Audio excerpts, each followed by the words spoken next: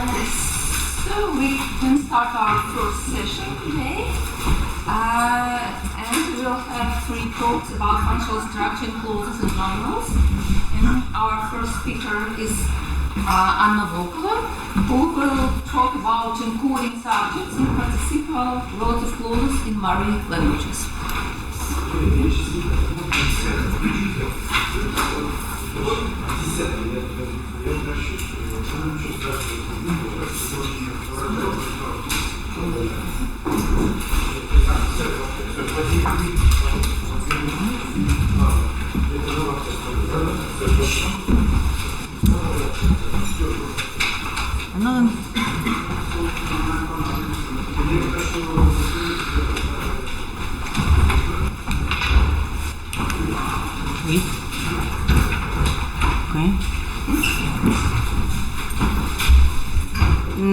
Yeah, I'm not entirely sure what's the best way to position myself so that I can pretend to be looking at you and yet be able to read my slides and also not block the view for you of my slides.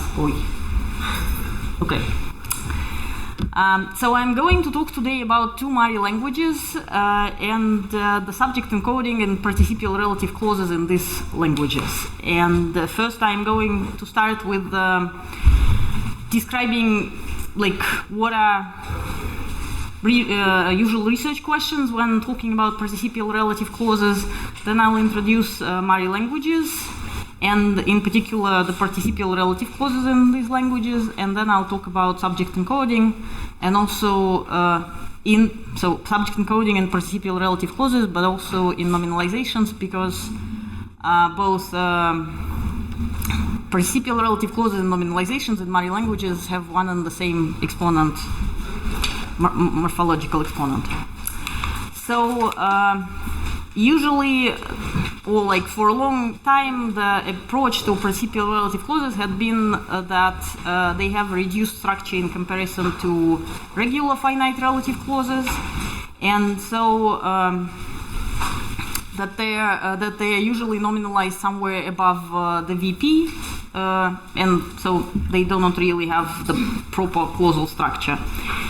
And but recent publications on participial relative clauses and nominalizations argue against that view, and so Baron and Reinges and Rudnev for participial relative clauses say that they very well can have TP and also sometimes CP layer.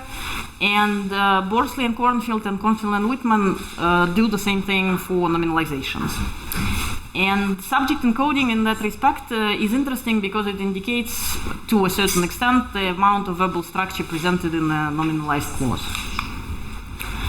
And some terms, so participles are non-finite verb forms that can be used for ad nominal modification. And I'm going to talk about non-finite noun modifying clauses in Mari languages, Meadow Mari and Hill Mari. And these clauses typically precede the modified noun and have participles as their predicates, so this is why I talk about participial relative clauses. So Mari languages are, there are 2 varieties, Hill Mari and Meadow Mari. Both of them are spoken in central Russia, in the Volga region. Hill Mari is spoken by about 30,000 native speakers, and Meadow Mari is spoken by sort of 12 times more than that. Yet, in the amount of language activists, those 2 varieties are sort of on a par. So this is, okay, can I point? What should I press to? I'm not entirely sure, I'll show like that. So this is, so there is also Bashkir Mari, which I'm not going to talk about. It's further closer to the Ural Mountains. This is 2 Mari languages here, and Hill Mari would be somewhere here, divided by the Volga River, and Meadow Mari is the rest.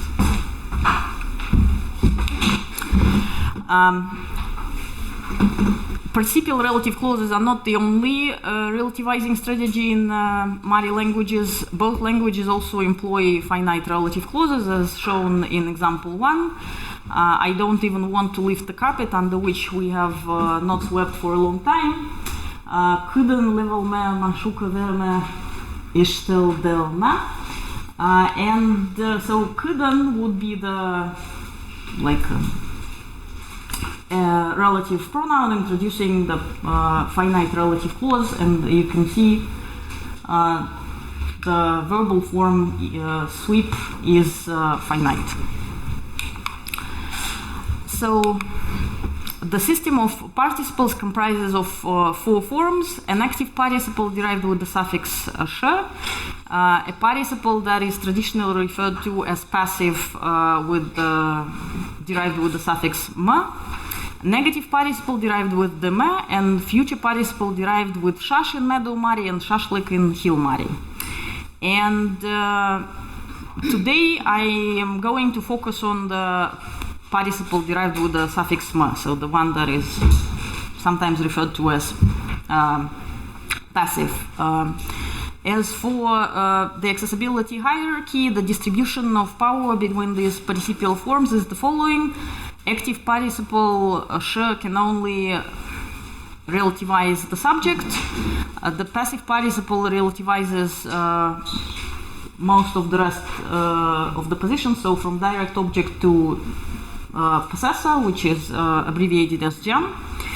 And negative participle derived with the me relativizes all the positions on the accessibility hierarchy, and future participle also does the same, so it can relativize all the positions from subject to, well, at least the possessor. Inside the participial relative clause, the participle always occupies the final position, and but it doesn't get any agreement marking linking it to the head noun. And the participial relative clause is usually preposed to the head. This is all shown in example 2. Ivan counts the money given to him by Masha. Mashan Puma is the participial relative clause. Oksam money. Ivan counts. So Puma would be the participle, and there is no agreement with the head noun. So there are 3 main ways of encoding subject with the mere participial relative clauses. One is with a possessive marker on the head noun, which is usually used only for if the subject is a personal pronoun, so something exemplified in 3. I will not eat the pancake that you nibbled. Ты and purlmo is the participial relative clause. The expression of Tian is optional, but the way of expressing the subject can be also with the ter possessive marker on the pancake nonatum. So, and the other 2 ways which I'm going to focus on today are that the subject of mere participial relative clauses can be expressed with genitive, so a morpheme n is added to the stem, as here, this is the genitive, or with nominative, but here I do not want to take I don't have a finalized stance on that, because basically that means that we just have the stem, the unmarked stem, which looks exactly as nominative. And the distribution of encoding between genitive and the unmarked form is aligned along the animacy hierarchy. So in Meadow Mari, the distribution is quite rigid. Genitive can encode all types of nominals, but primarily the nominals that are positioned at the top of the hierarchy, so from first and second person to humans. And the unmarked form is used only for nominals low on the hierarchy, that would be from humans to inanimates. The point is that the unmarked form is usually the default option when in both listed examples and spontaneous speech for the lower part of the animacy hierarchy. However, if prompted, the speakers all agree that genitive marker can be added. And in Hill-Murray, the choice of the subject form seems much more an issue of preference. So we'll start with Hill-Murray. If the subject of the participial relative clause is a first or second person pronoun, it can be expressed with a possessive marker on the head noun. And if the first or second person subject is a verb, it usually bears a genitive marker and is often, but not obligatorily, accompanied by a possessive marker on the head noun. This is shown in 5. My friend from whom I took the book went away. So basically the only the subject of the participial relative clause book taking is expressed with the first person possessive marker M on the word friend, which is the head noun of this participial relative clause. And if we look at examples 6 and 7, we see that if there is a possessive marker on the head noun, then the genitive marker on the overtly expressed pronoun can be omitted. However, if there is no possessive marker on the head noun, then the genitive on the personal pronoun becomes obligatory. That same tendency is preserved throughout the rest of the animacy hierarchy, except it becomes more and more relaxed. So in 8, we see that there is a third person pronoun Tidden, the girl he met sings well.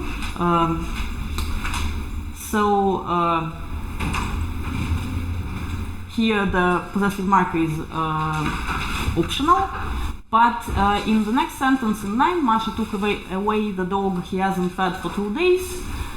There is no possessive marking on the dog, on the head noun, and then we see that omitting genitive marker on the third person pronoun, well, some people agree, some people don't. With the proper nouns, it becomes even more of a preference rather than a requirement. And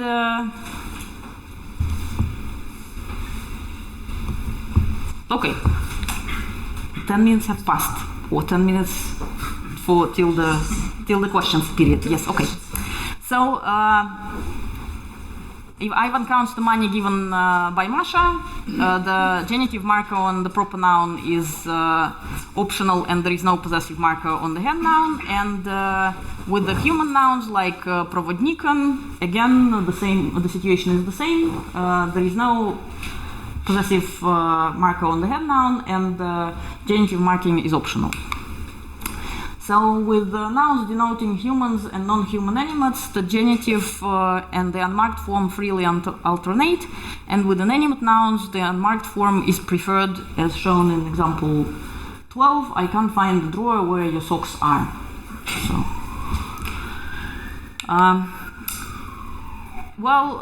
to sort of give us a feel of what could be the structure of the participial relative clause, I used adverbial clauses and also binding. So adverbial phrases are related to certain functional projections. Well, in this case, I only used the adverb yesterday.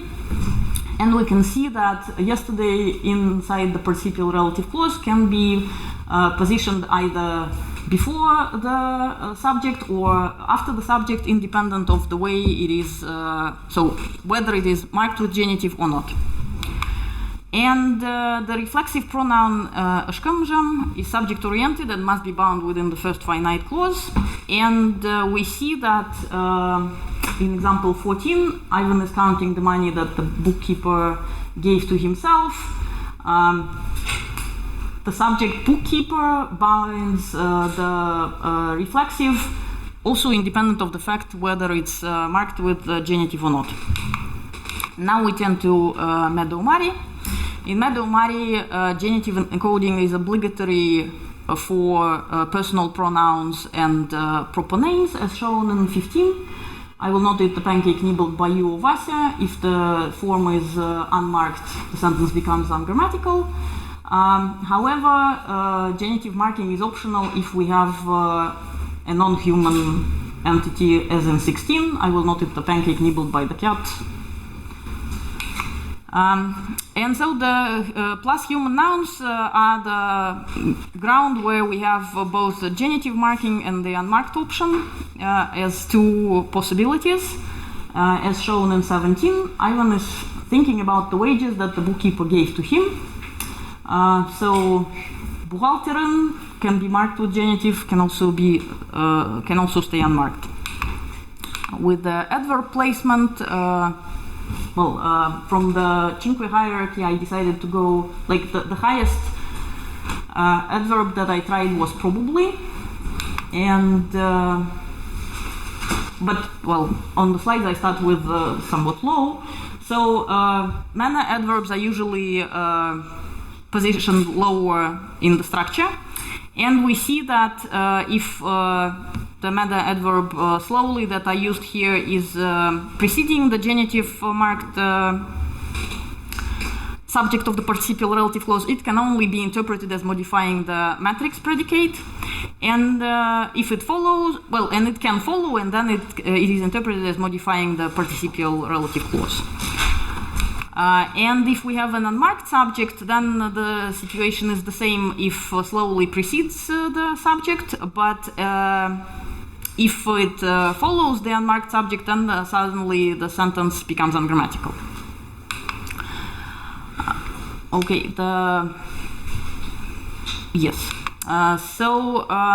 Many adverbs are merged at the V level and then moved to the specifier of voice P, according to Alexiadou.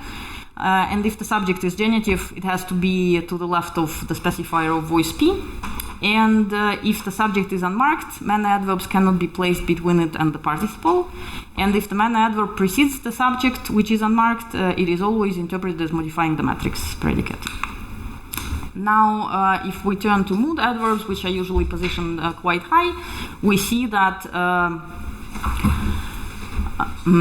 Ochini probably can be interpreted as modifying the participial relative clause if it precedes the genitive subject, and the sentence is the grammaticality of the sentence is questionable if probably follows the genitively marked subject. And with the unmarked subject, Ochini probably can precede the unmarked subject, and it cannot follow.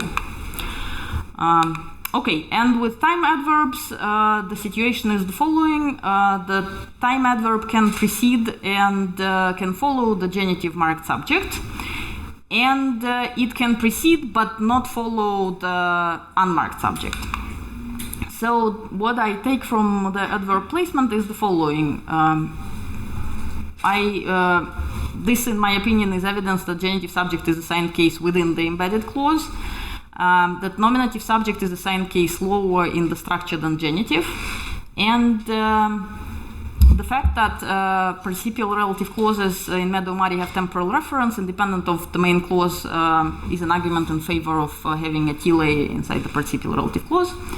And for the genitive subject, so you can see here that probably can precede it and cannot follow, yet they can both precede and follow, and slowly cannot precede but can follow. So my hunch is that the genitive subject should be positioned somewhere in the specifier of tense node.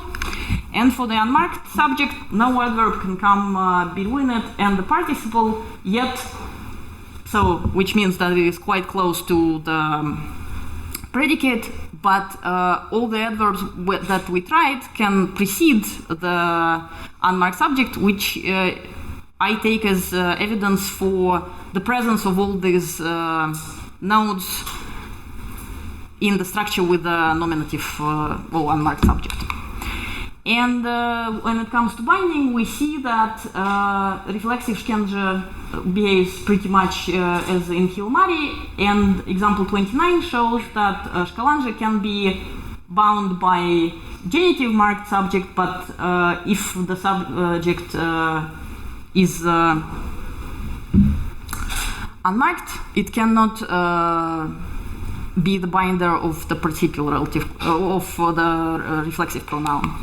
And also I would like to point that the only thing that can come between the unmarked subject and the verb is the direct object, and yet the situation is the same. So the mirror in which the postman saw himself hangs between two windows. Genitive can bind Schengem, and the unmarked form cannot. So briefly going into the nominalizations, the me form in Meadow-Murray can not only derive the participle but also the nominalization. As a nominalization, it occupies an argument position, and then it takes case marking and agrees in person and number with the actor. And this can be clearly, the contrast between participles and nominalizations is shown in the contrast between 32 and 33. So I saw the dress that Masha saws. Masha Urgamo is the participial clause, and Tuvrjem is marked with a possessive marker and case marker. And Masha and Tuvrem Urgamojem Ujanam, I saw that Masha sews the dress. You can see that when ma form derives a nominalization, there is a possessive marker on that form and also the case marker on the same form. And event nominalizations with me in Hill-Murray require a subject and genitive, irrespective of the presence of possessive marker on the nominalized verb. And some speakers allow nominative encoding only with inanimate subjects, and that's that's a rare case which we didn't find and which was reported to us by Jeremy Bradley. And both genitive marked and unmarked subjects are possible in Meadow-Murray, as shown in examples 35 and 36. So we know that the father built this house, Achamanti de Pertam Chongamajam, that's the nominalization, and I see that it snows, lumum, the snowing, basically. And Serdobolskaya, who studied nominalizations at depth, argues based on the data from binding and clauses, conjoint structures, and floating modifiers that the structure of nominalizations with the nominative subjects and nominalizations with genitive subjects is different, and that basically the verb, when the subject is nominative, the verb is nominalized very low and doesn't have much verbal structure. And with the genitive subject, the verb is nominalized at the level of IP, and genitive is assigned outside of the clause because it moves into the main clause. And to sum it up, so Meadow-Murray and Hill-Murray are very closely related, and they both have the form me that derives participles and event nominalizations. In Hill-Murray, genitive subject encoding is obligatory only for first and second personal pronouns, and in other cases it's a matter of preference. And in Meadow-Murray, the system is strikingly much more rigid. And in case of non-human nouns, the unmarked form is preferred. And that's basically where I want to leave it. So,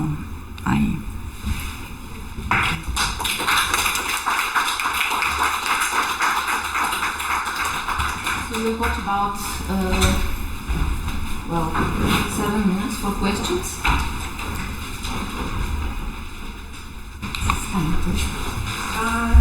Thank you for a very good talk. I have a question about case assignment. mm-hmm.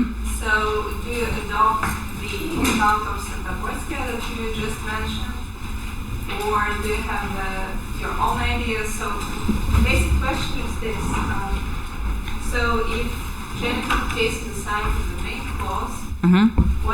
how is it assigned? And think about whether nominative is sort of the default case or is assigned by something as well? These are excellent questions. So when we talk about the assignment of genitive, are we talking about nominalizations or participial relative clauses? Well, I would say both, but I would appreciate. So the view of Serdobolskaya is that the subject originates here and then moves to the possessor position of the DP and gets genitive as it is usually assigned in the possessor position of the DP.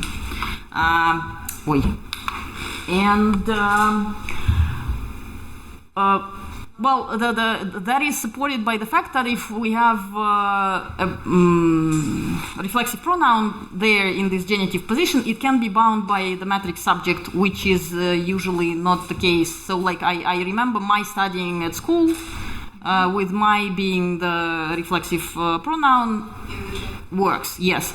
While if we have the reflexive pronoun embedded in the, like, as an internal object of the verb, the binding by the matrix subject is impossible, so nominalizations are not transparent for binding. By this point of my studies of participial relative clauses, I would love to accept any approach that would work. Unfortunately, I cannot really stick to the idea that genitive is assigned also outside the participial relative clause in is assigned outside the participial relative clause, because then I cannot explain why the adverbs can be preceding it. So the adverbs sort of mark some sort of boundary, and then if they can be to the left of the subject, then yeah, I have a problem here. And the second question was, yeah, what's assigned, or is it kind of a default case? I wish I could answer that question, basically. Okay. We have time for one more question, or maybe two short questions. Yes, Peter, please. Well, thanks a lot. I was actually puzzled by one of your examples with my friend whom I gave something. I'm wondering, and if the target sentence is like, my friend whom he or she or you gave something. That's still money. Wait a second. Will be in this case because yes, precisely. Because at least according to the translation, the possessive marker is interpreted as a possessive marker, whereas the question might be what happens if there is a conflict between the person features of the embedded subject and those of the possessor, etc. So this example is a bit puzzling. Yeah, I agree with the sentiment. I'm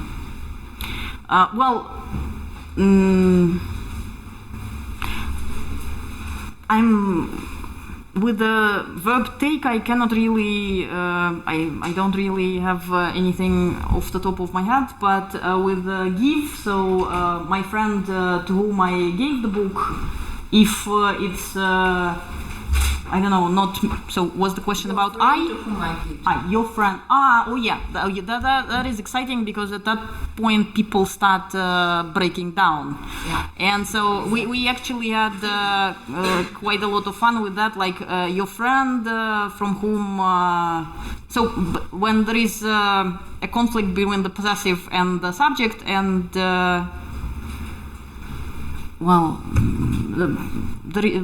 we couldn't, both me and Ksenia Shagal looked at that, and we couldn't really find one strategy they would use. Sometimes it is one thing and sometimes the other, and also then they wobble when they translate it back.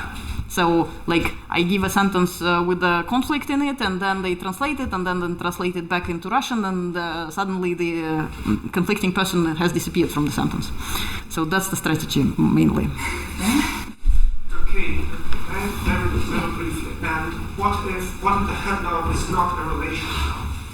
Not friend, but the person.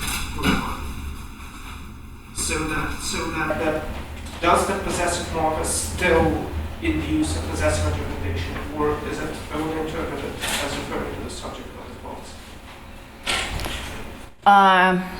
I would expect that it could still refer to the subject of the clause, but yeah, I'll double check it. Thank you. So we have even time for one more question. Is there no other question? I have The question, so in at least some varieties of Hill-Murray, it's possible to have a possessive agreement on the participle itself, even if it stayed before the head noun. Is it attested for Mikriakova's Hill-Murray? It's prohibited by all the speakers. I mean, we've in all our fieldwork, we have never seen a single example of that. No, not a single example, but still, have you asked it? Because I have seen one example and then I started to ask it quickly, so and it was not.